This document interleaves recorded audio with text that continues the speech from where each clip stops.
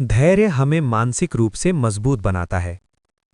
तेज internet, तेज गाड़ियां, कम समय में ज़्यादा से ज़्यादा काम पूरा होना, वक्त की बचत के लिए हम हर संभव चीज़ करने के लिए हम तैयार रहते हैं। वक्त की बचत की आड़ में हम जीवन में धैर्य की महत्ता खोते जा रहे हैं। कबीर जी ने लिखा था कि धीरे धीरे रे मना, धीरे सब कुछ होए, माली सींचे 100 घड़ा, ऋतु आए फल होए। मतलब कि मन में धीरज रखने से सब कुछ होता है। अगर कोई माली किसी पेड़ को 100 घड़े पानी से सींचने लगे, तब भी फल तो ऋतु आने पर ही लगेगा। आज की नौजवान पीढ़ी के लिए ये समझना बहुत ज़रूरी है, क्योंकि आज लोगों में धैर्य न के बराबर होता जा रहा है। हमें फूड भी फास्ट ही नहीं, इंस्टेंट चाहिए। ज़रा सा भी इंतज़ार करने पर हम झल्ला जाते हैं। धैर्य एक ऐसी चीज़ है जो किसी के देने से नहीं मिल सकती और न किसी से उधार मांगी जा सकती है।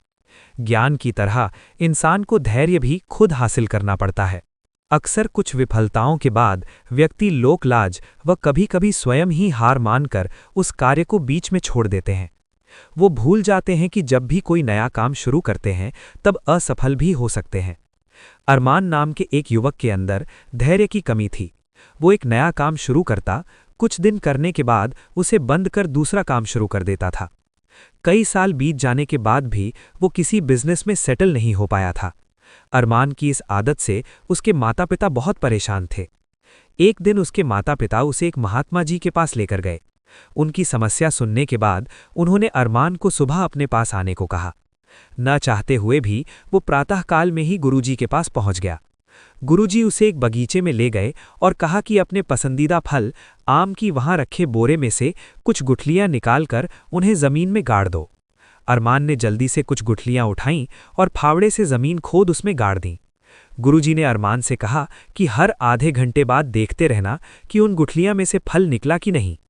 अरमान गुरुजी के कहने पर 2-3 बार बगीचे में गया और हम बार लौटकर बोलता कि गुरुजी आप फल की बात कर रहे हैं, अभी तो बीज से पौधा भी नहीं निकला है। तब गुरुजी ने कहा कि लगता है कुछ गड़बड़ है। ऐसा करो, उन गुठलियों को वहां से निकाल के कहीं और गाड़ दो। अरमान ने गुरुजी का कहना माना। कुछ देर बाद गुरुजी फिर बोले कि अरमान बेटा, जरा बाहर जाकर देखो, इस बार जरूर फल निकल गए होंगे। अरमान ने लौटकर कहा कि कोई फल नहीं निकला। गुरुजी बोले, चलो हम इस बार गुठलियों को ही बदल कर देखते हैं, क्या पता फल निकल आए। इस बार अरमान ने अपना धैर्य खो दिया और बोला कि मुझे यकीन नहीं होता कि आपके जैसे नामी गुरु को इतनी छोटी सी बात पता नहीं कि कोई भी बीज लगाने के बाद उससे फल निकलने में समय लगता है। आपको बीज को खाद पानी देना पड़ता है, लंबा इंतजार करना पड़ता है, तब कहीं जाकर फल प्राप्त होता है। गुरुजी ने मुस्कुराते हुए कहा कि बेटा, यही तो मैं तुम्हें समझाना चाहता था कि तुम कोई काम शुरू करते हो, कुछ दिन मेहनत करते हो, फिर सोचते हो प्रॉफिट क्यों नहीं आ रहा।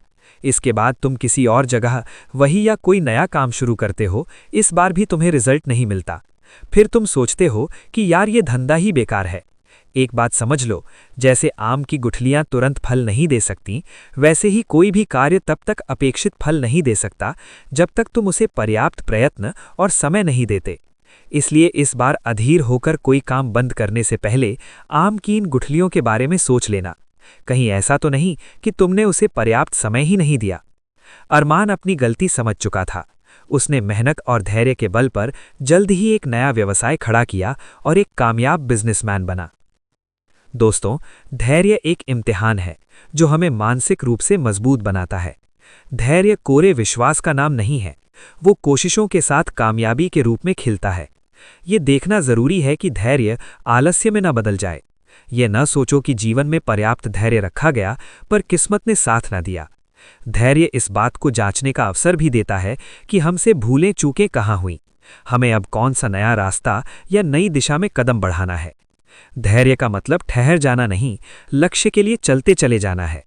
बड़ा मशहूर शेर है कि मंजिल मिले या न मिले इसका गम नहीं, मंजिल की जुस्तजू में मेरा कारवां तो है।